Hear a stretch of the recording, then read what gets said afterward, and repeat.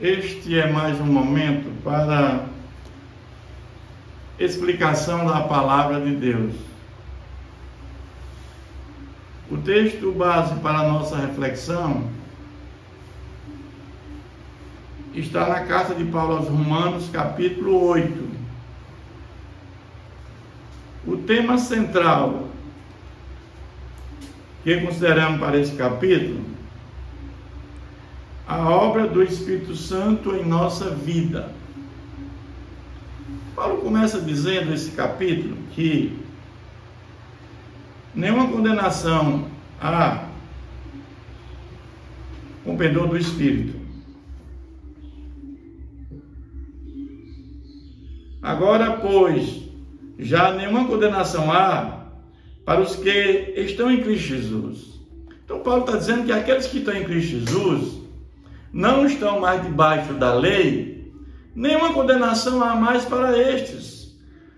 Porquanto a lei do Espírito da vida em Cristo Jesus te livrou da lei do pecado e da morte. Então, a lei do Espírito de vida em Cristo Jesus te livrou da lei do pecado e da lei da morte. Porque agora nós vamos entender que o pendor do Espírito Santo agora, ou seja, uma vez que nós ouvimos a palavra de Deus, que nós fomos agora regenerados pelo Espírito Santo, pelo pendor do Espírito, nós agora temos a capacidade de nos arrependermos e termos fé em Jesus Cristo. E aí, meus irmãos, uma vez regenerados, nós agora vamos colocar a fé em Jesus Cristo e justificados por Deus Pai, vamos tornar justos diante de Deus. E agora nós vamos ser adotados pela família de Deus, vamos fazer parte dessa família, vamos ser herdeiros de Cristo Jesus. Ele está dizendo isso aqui para nós. Porquanto o que for impossível à lei, no que estava enferma pela carne, isto fez Deus enviando o seu próprio Filho em semelhança de carne, pecaminosa, e no tocante ao pecado, e com efeito condenou Deus na carne o pecado. Então, é o Espírito Santo agora que vai nos guiar todos os nossos passos da nossa vida.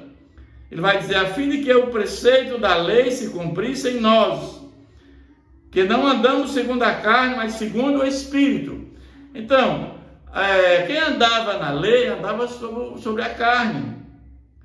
Mas agora, não andamos mais segundo a carne, mas segundo o Espírito Santo. Ele é que vai ser o guia da nossa vida. Nós não vamos mais agora ter prazer nas coisas mundanas, nós não vamos mais ter prazer nas coisas temporais, porque o Espírito Santo ele vai nos guiar. Por isso, o pendor da carne é inimizade contra Deus, pois não está sujeito à lei de Deus, nem mesmo pode estar. Aquele que anda fazendo a vontade da carne, debaixo da lei, ele não está sujeito à lei de Deus.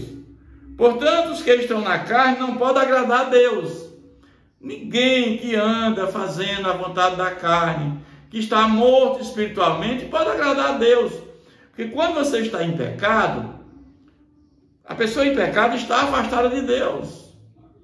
Não tem como essa pessoa estar próximo de Deus. Vós, porém, que estáis na carne, mas no Espírito, se de fato o Espírito de Deus habita em vós.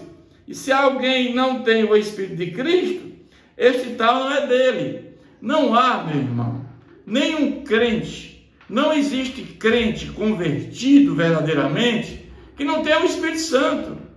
Se você não tem o Espírito Santo, você não é convertido. O cristão verdadeiro, o convertido verdadeiro, tem o Espírito Santo. Se porém Cristo está em vós, o corpo, na verdade, está morto por causa do pecado, mas o Espírito é vida por causa da justiça.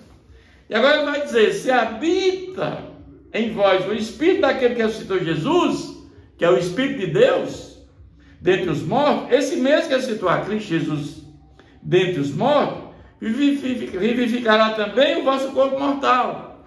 Nós sabemos que nós estamos mortos nos pecados e delitos. Então ele nos vivificou através do Espírito Santo. É o Espírito Santo de Deus que nos dá vida espiritual.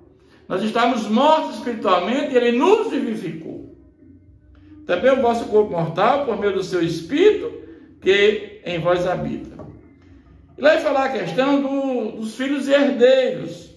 Assim, pois, irmãos, somos devedores, não à carne, como se constrangido a viver segundo a carne. Porque se viver junto à carne, caminhais para a morte eterna. Mas se pelo Espírito mortificados os feitos do corpo, certamente vivereis. Porque nós vamos entender que o Espírito Santo nos vivifica, nos dá vida espiritual. E a vida espiritual, agora nós vamos ter uma relação de comunhão com Deus. E essa comunhão com Deus vai agora nos trazer regeneração, justificação, adoção como filho de Deus, como família de Deus, e agora co-herdeiro com Cristo. Tudo isso pela fé no que o Messias fez na cruz, que Jesus fez na cruz em nosso favor. Pois todos que são guiados pelo Espírito de Deus são filhos de Deus. E ele vai dizer, porque não recebeste o espírito de escravidão para viver outra vez aterrorizado. Ou seja, não tem que ter medo, porque nós recebemos agora foi o Espírito Santo dentro de nós. Não temos que ter mais medo, porque o Espírito de adoção baseado no qual chamamos Abba Pai, que é Paizinho, nós gostamos agora da intimidade do nosso Pai. Agora, como filho de Deus por adoção, nós podemos agora dizer que fazemos parte dessa família. O próprio Espírito testifica com o nosso Espírito que nós somos filhos de Deus. O Espírito Santo é o selo da nossa herança. Quando nós um dia morrermos em Cristo Jesus, nós temos uma herança garantida, que é o novo céu e a nova terra. E quem nos garante isso é o selo. O Espírito Santo é o selo da nossa herança. Ora, se somos filhos também, somos herdeiros de Deus e co-herdeiro com Cristo. Se com Ele sofremos, também com Ele seremos glorificados. Lá naquela época, no primeiro século, vocês lembram que o imperador Júlio César, ele adotou Otávio como filho adotivo. Depois Otávio Augusto se tornou imperador de Roma. Então nós vamos ver que o filho adotivo tem o mesmo direito de um filho natural. Então, quando nós somos adotados como filho de Deus, como filho adotivo de Deus, nós temos os mesmos direitos. Somos co-herdeiros com Cristo, como ele fala aqui. Isso é tremendo, meus irmãos. Mas ele vai também falar aqui nesse texto o sofrimento do presente e as glórias do porvir. O que vem para nós, meu irmão, é muito maior do que esse sofrimento aqui na terra. Não se compara, meu irmão. A glória que vem é muito grande. Ele vai dizer, porque para mim tenho por certo que o sofrimento do tempo presente não pode ser comparado com a glória revelada em nós. Você vê que Paulo passou muito sofrimento, apedrejado, picado por serpente, naufrágios. Ele recebeu quarentena de açoites. Ele foi preso, foi apedrejado, mas nada disso se compara com o porvir, com a glória de Deus, com o que nós vamos desfrutar na eternidade. A ardente expectativa da criação aguarda a revelação dos filhos de Deus. A ardente expectativa da criação aguarda a revelação dos filhos de Deus, pois a criação está sujeita à vaidade, não voluntariamente, mas por causa daquele que a sujeitou. E ele vai dizer, a esperança de que a própria criação será redimida do cativeiro da corrupção para a liberdade da glória do Filho de Deus. Aí vamos entender, meu irmão, que quando Jesus voltar pela segunda vez, nós vamos ter uma reforma geral em tudo que existe. Como diz lá em 1 Pedro, vai haver uma modificação geral, vai ser tudo transformado com fogo. Haverá um novo céu e uma nova terra. É neste lugar que nós iremos passar a eternidade. Essa é a nossa herança prometida pelo nosso Deus. Porque sabemos que toda a criação a um só tempo geme e suporta angústias até agora. E não somente ela, mas também nós que temos as primícias do Espírito, igualmente gememos em nosso íntimo, aguardando a adoção de filhos e redenção do nosso corpo. Porque está falando da glorificação. Porque um dia nós vamos ressuscitar num corpo glorificado, onde não há mais dor, não há mais sofrimento, não há mais choro. E quando Jesus voltar pela segunda vez, o nosso corpo, ele ressuscitará incorruptível, glorificado. Juntamente com a nossa alma, estaremos com ele por toda a eternidade. É isso que ele está nos dizendo aqui. Porque na esperança fomos salvos. Ora, esperança que se vê não é esperança, pois o que alguém vê, como espera? Ele aqui fala do valor temporal e do valor eterno. Aquilo que nós vemos no dia a dia é o valor temporal, é o poder, a fama, a riqueza.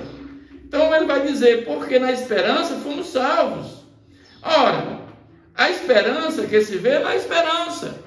Se nós estamos vendo aquele valor temporal, isso não é esperança nenhuma, porque já estão desfrutando dessas coisas materiais, nessa vida carnal mundana. Agora a esperança é aquilo que não se vê, que é o valor eterno. Essa é a verdadeira esperança. Pois o que alguém vê, como se esperar o que está se vendo? Mas se esperamos o que não vemos, que é a segunda vinda de Jesus, que é a concretização do reino de Deus, com paciência o aguardamos, que é o valor eterno. Ele vai falar agora da intercessão do Espírito.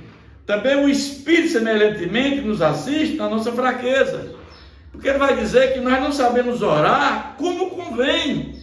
Mas o mesmo Espírito, que é o Espírito Santo, intercede sobremaneira por nós, com gemidos inexprimíveis. E aquele que sonda os corações sabe qual é a mente do Espírito, porque segundo a vontade de Deus, é Ele que intercede pelos santos, por nós, os convertidos. Então nós vamos entender que o Espírito Santo, ele nos assiste, ele nos guia, ele nos intercede junto ao Senhor Jesus, quando nós pedimos, porque nós sabemos pedir como convém.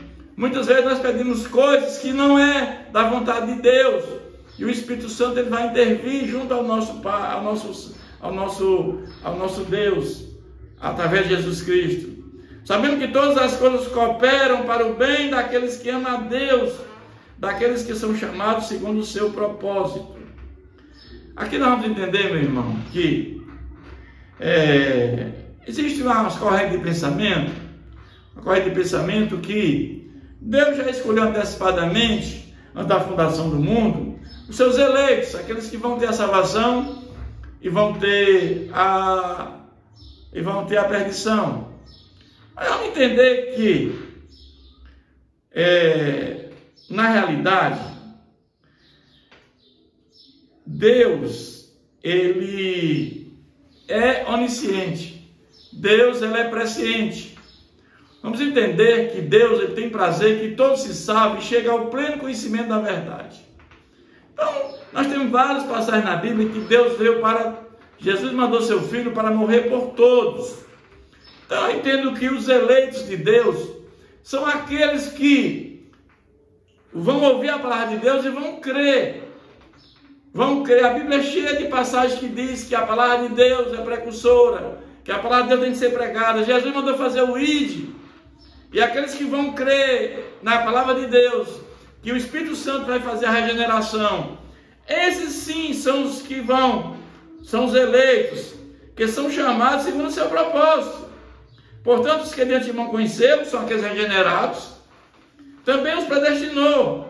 Quem é os que Deus predestinou? Os que aceitaram Jesus. Esses são os eleitos de Deus, para que, conforme a imagem do seu Filho, a fim de que ele seja o primogênito de muitos irmãos. E aos que ele predestinou, ele também chamou, e ao que também chamou, justificou, e também glorificou. Então vamos ver que tudo começa com a palavra de Deus, que abre o caminho para o Espírito Santo fazer uma regeneradora, e depois da regeneração, nós temos todos a justificação, a adoção e glorificação. onde nós entendemos que a regeneração é um ato do nosso Deus, a justificação é um ato e a santificação é um processo. Mas ele vai falar das provas e a certeza do amor de Deus. Que diremos, pois, à vista dessas coisas? Se Deus é por nós, quem será contra nós, meus irmãos? Aquele que não poupou seu próprio filho, antes por todos nós o entregou porventura, não dará graciosamente com ele todas essas coisas? Se Deus não poupou nem o seu filho, ele nos dará tudo isso graciosamente, claro. Quem tentará acusação contra os eleitos de Deus e quem o justifica? Porque nós entendemos, meus irmãos, que quando Jesus morreu em nosso favor, trazendo a graça salvadora, naquele momento nossos pecados foram perdoados. Por quê? Porque na morte dele, lá no tribunal de Deus, ele mostra para o nosso Deus que ele morreu em nosso lugar. E aqueles que aceitam o sacrifício de Jesus, terão todos os seus pecados perdoados e o seu nome é escrito no livro da vida. Há salvação nesse momento da justificação. E aí vamos entender que o nome de quem está escrito no livro da vida não perde mais a salvação. Ele vai dizer: quem os condenará? É que Jesus que morreu ou antes que ressuscitou, o qual está à direita de Deus e também intercede por nós? Não, porque ele fez esse grande favor imerecido, que é a graça, em nosso favor. Quem nos separará do amor de Deus será tribulação, ou angústia, ou perseguição, ou fome, ou nudez, ou perigo, ou espada? Ele vai dizer: nada separar do amor de Deus. Porque o que habita em nós é muito forte, é o Espírito de Deus dentro de nós, é Deus dentro de nós. Por amor de ti somos entregues à morte, o dia todo fomos considerados como ovelha para o matadouro. Então essas coisas, porém, são mais que vencedores, por meio daquele que nos amou, que é Cristo Jesus. Nós somos vencedores porque Cristo veio. Nós somos vencedores porque os nossos pecados já foram pagos na cruz do Calvário. Nós fomos vencedores porque Cristo, ele intercedeu em nosso favor. Porque estou bem certo que nem a morte, nem a vida, nem os anjos, nem os principados, nem as coisas do presente e do porvir, nem os poderes, nem altura, nem profundidade, nem qualquer outra criatura poderá separar no amor de Deus que está em Cristo Jesus. Meus irmãos, isso é tremendo. Porque nada separado do amor de Deus. Porque mesmo que você, tanto com o nome escrito no livro da vida, se você vier a ter uma queda, você vai voltar em algum momento para Deus e vai ter a salvação. Porque a salvação ninguém perde, meus irmãos. Se você está com o nome escrito no livro da vida, jamais você perderá a salvação. É a perseverança dos santos. Em algum momento você vai voltar e vai, com certeza, morrer em Cristo e ter a salvação e a vida eterna. Que Deus nos abençoe, meus irmãos.